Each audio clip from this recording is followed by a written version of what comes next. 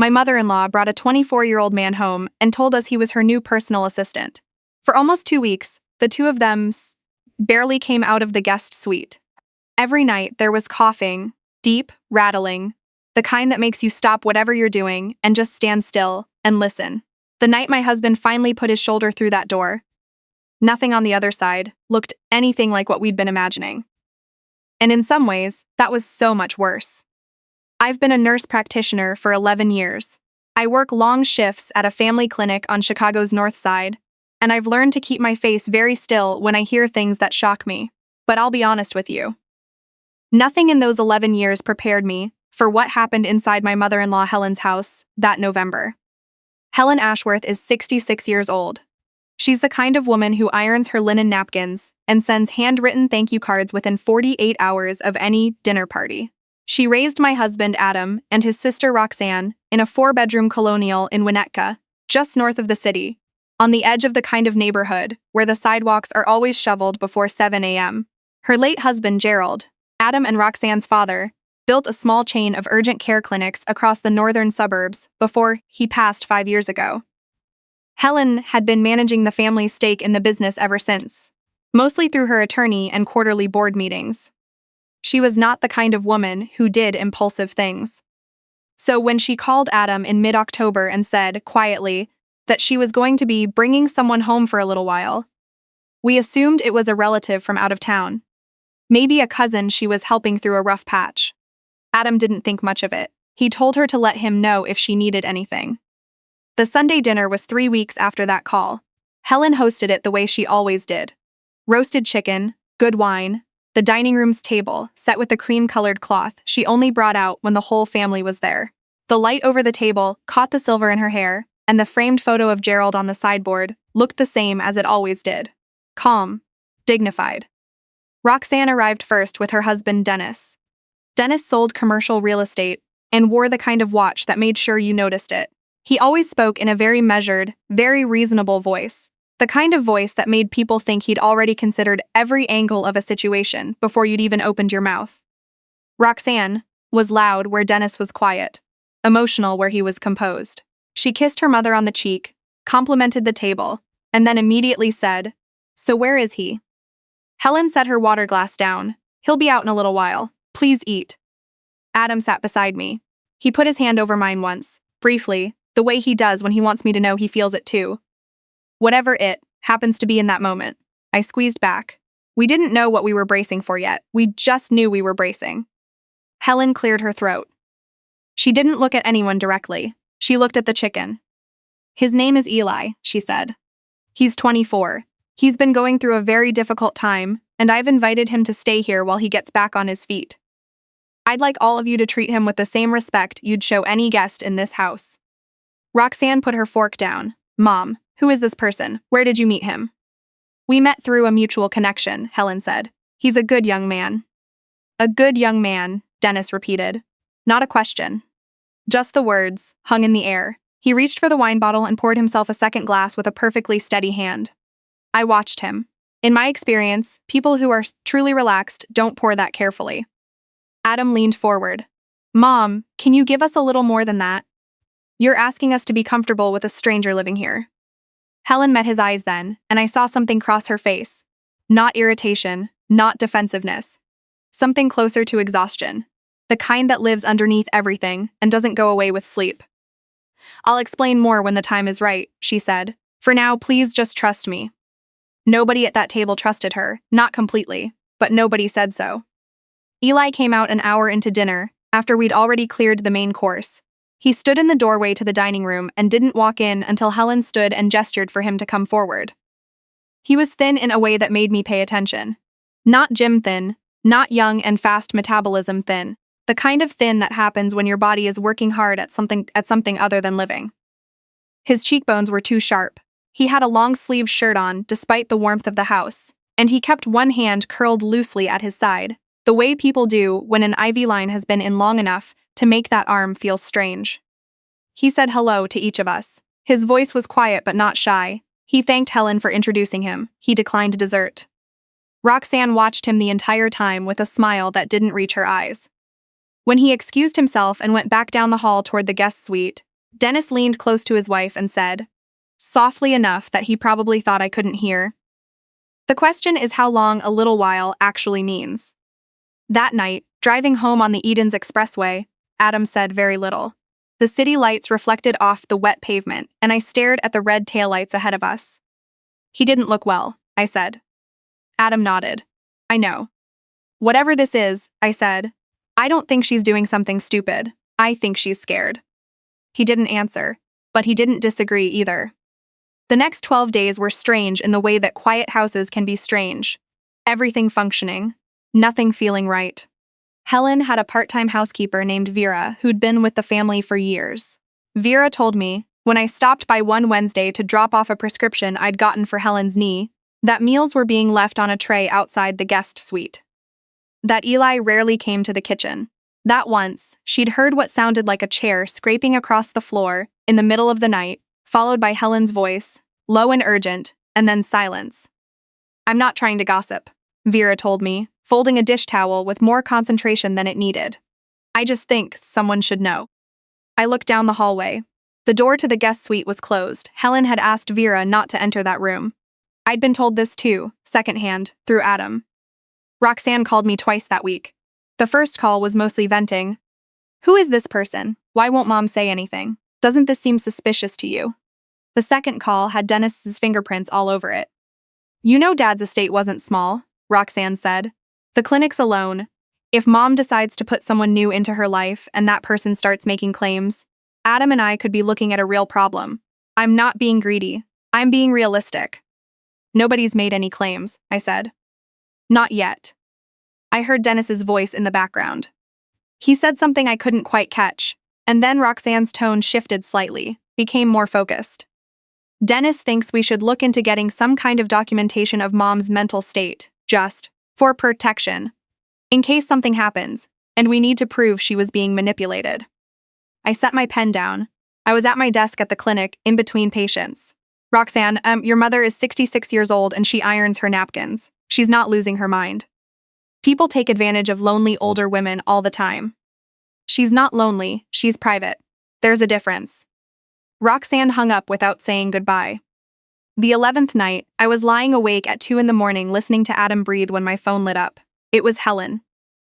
She didn't say anything for a moment when I answered. Then, "Jenna, I'm sorry to call so late."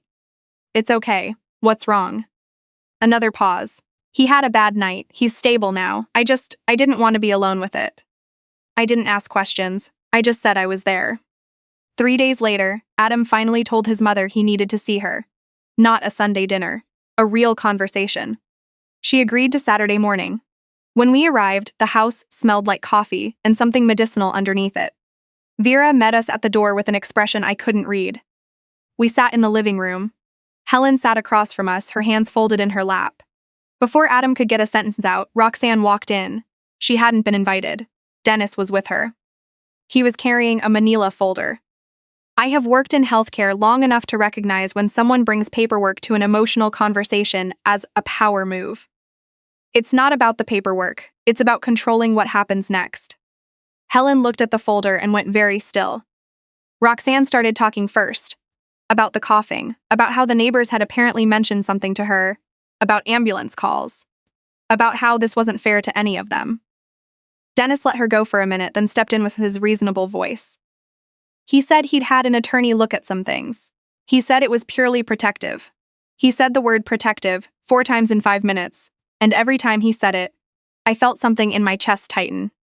"Mom," Roxanne said, her voice breaking toward the end, "we just want to know what's happening. We want to know who this man is and why you're keeping him locked up in there like some kind of secret." Helen stood up. She walked to the window and stood with her back to us for a moment. When she turned around, her face was composed, but her eyes were wet.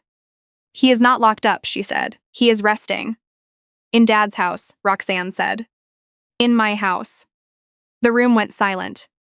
Then from down the hall, we heard it. A single, strangled cough, followed by a sound that was harder to describe.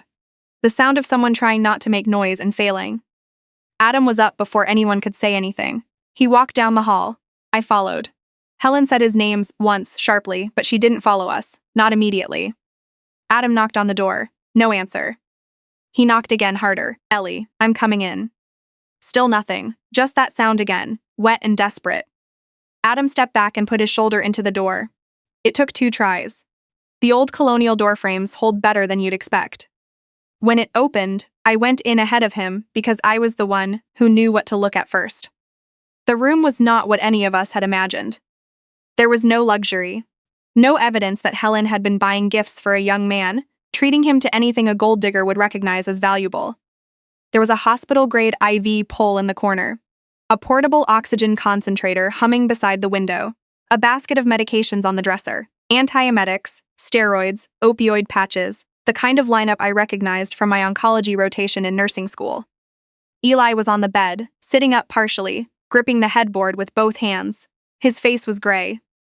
Helen appeared in the doorway behind us and pushed past Adam to get to him. She put her hand on his back and said something very quiet into his ear. He shook his head slowly. She said it again. I heard Roxanne make a sound from the hallway. Not the sound of someone seeing what they expected. The sound of someone seeing something they were not prepared for. Dennis said nothing. But I noticed his eyes go immediately to the small drawer unit beside the bed, where a folder of papers sat with a hospital letterhead visible on the top sheet. Adam stood very still in the middle of the room. He was looking at his mother's face. And I think in that moment, some of the anger just went out of him. Because she looked like someone who had been running towards something for a very long time and had no more running left in her. She spoke without us asking her to. She said, "Sit down, please, all of you." We sat. Roxanne came into the room and stood by the wall. Dennis stayed in the doorway. Helen pulled a chair to the edge of Eli's bed and kept one hand over his. He didn't look at any of us. He looked at the window. She told us. When Helen was 19 years old, she was in her 2nd year at Indiana University. She got pregnant. Her parents, conservative, practical, terrified of the embarrassment, arranged everything quickly and quietly. She gave the baby up for adoption before she had a chance to argue. She never saw him. She was told it was the right thing to do. And she spent the next 40 years telling herself the same. She met Gerald the following year. They built a life. She was happy, genuinely. But she never told him. She never told anyone. 6 months ago, she signed up for one of those DNA ancestry services. Her daughter thought it would be a fun thing to do together. Roxanne had given her the kit as a birthday present, as a matter of fact. Helen sent the swab in and didn't think much of it. 3 weeks later, she got a message through the platform. A match. A very close match. A young man named Eli who had been in the system for 2 years hoping to find his biological family. They messaged for a month before she agreed to meet him. She drove to a coffee shop in Evanston by herself on a Tuesday afternoon. He was thin even then. He told her about his life, the foster care, the aging out at 18, the couple of years working kitchen jobs, the diagnosis 8 months before. Stage 3 non-Hodgkin's lymphoma. He was not in remission. He hadn't asked her for money. He hadn't asked her for anything. He'd said, when she offered to help him find better treatment, that what he really wanted was just to not be alone at the end. He said he'd been alone for most of his life and he was tired of it. Helen brought him home. She called him her personal assistant because she was afraid. Afraid that her children would react exactly the way they had reacted. Afraid that if she told the truth, the ugliness of it, the shame, the inheritance questions, the old wound of the things she'd done at 19, would swallow the only chance she had to do something right. I know what I did was wrong, she said, hiding it, I know that, but I could not lose him again. I had already lost him once. Roxanne was crying. The hard kind of crying, where you're angry and sad at the same time, and you don't know which one is winning. Adam looked at Eli. Eli was watching the window. His jaw was tight. This couldn't have been easy for him to sit through. Watching strangers process the fact of his existence. Why didn't you tell us the truth? Adam said finally. His voice was low. Because I was a coward, Helen said. Plain and simple, just like that, and I am sorry. The room held that for a moment. I stood and walked to the dresser. I looked at the medications. Everything was consistent with palliative management of advanced lymphoma. Nothing suggested he was being mistreated. Everything suggested the opposite. Helen had been administering his medications on schedule, keeping notes in a yellow legal pad beside the IV supplies, communicating with someone, a psychologist, I assumed, by phone. I turned around. Dennis was still in the doorway. He was looking at the folder on the drawer unit. I walked over and picked it up before he could. It was Eli's medical file, copies of scan results, treatment history, a palliative care consultation note from Northwestern Memorial. I handed it to Adam without a word. That night, after Eli had been settled and the conversation had ground itself down to something quieter, I sat in Helen's kitchen with Adam while Roxanne and Dennis had their own conversation in the living room. I could hear Dennis's voice, low, persistent, that careful, reasonable voice. I need to check something, I told Adam. I drove to the clinic the next morning before my shift started. I had administrative access to our billing and patient records system, standard for a nurse practitioner at our practice. The Ashworth Family Clinics use the same health records platform we did. It's a common vendor across the Chicago metro area. What I was looking for was simple. 6 weeks ago, Helen had mentioned in passing that someone had called the clinic's main office asking about her as a board member. Strange questions about her decision-making capacity, her recent medical history. She'd brushed it off as a spam call. I hadn't. I pulled the access logs for the family clinic's administrative records. There was an external query filed under a third-party consultant account, a company called Lakeside Compliance Solutions. The query requested documentation of Helen's attendance at board meetings, her signature authorization records, and any notes from staff interactions that might indicate cognitive changes. Lakeside Compliance Solutions was registered in Illinois. I looked it up on the Secretary of State's business registry on my phone. Registered agent, Dennis Whitfield. I sat in my office chair and stared at the screen for a long time. I pulled 12 months of transaction records between the clinic's IT vendor and any third-party accounts. There was a payment, $6,500, made from Lakeside Compliance Solutions to a contractor named Greg Paulson. Greg Paulson was listed in our clinic's IT department as a part-time database administrator. I called Adam from the parking lot. When we got back to Helen's house that afternoon, Dennis was already there.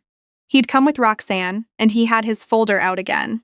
He was explaining to Helen, very gently, very reasonably, that given everything, the stress of Eli's situation, the emotional weight, the legal complexity of a sudden family member appearing, it might be wise to have a temporary arrangement in place.